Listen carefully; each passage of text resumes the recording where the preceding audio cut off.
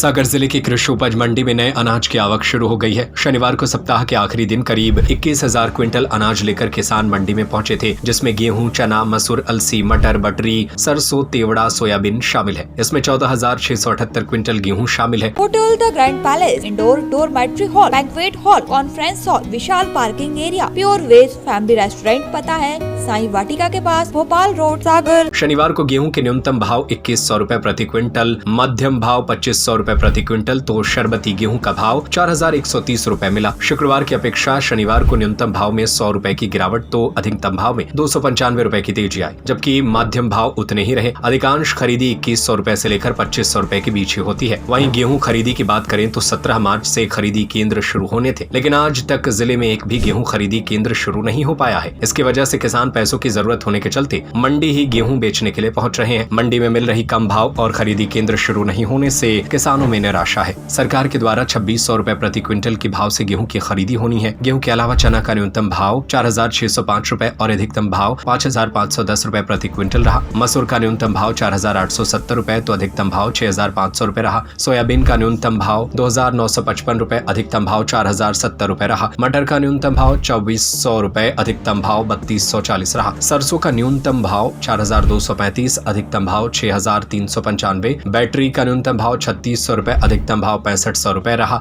तेवड़ा का अधिकतम भाव 3860 रुपए मिला। क्या लेकर आए? तो क्या भाव चल रहा है अभी मंडी में? तो वही 2300, 2400, 25 तक जा रहा है। तो संतुष्ट हैं आप इससे? नहीं, इससे संतुष्ट नहीं है, क्योंकि लागत हमारी बहुत ज़्यादा है। उसके हिसाब से रेट तो बहुत कम है। अच्छा, रेट तो कम 3000 रुपये तो होने चाहिए लागत के हिसाब से।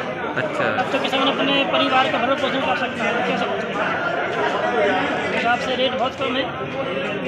मैं ग्राम महापल का निवासी हूँ और मैं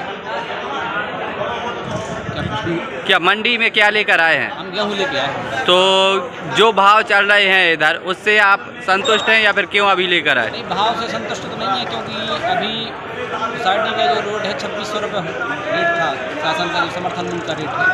अभी यहाँ 2100 से 2200-2300, अधिकतम 2450 तक चल रहा है। तो किसानों को संतुष्टि नहीं है, क्योंकि रेट नहीं मिल पा रहे हैं।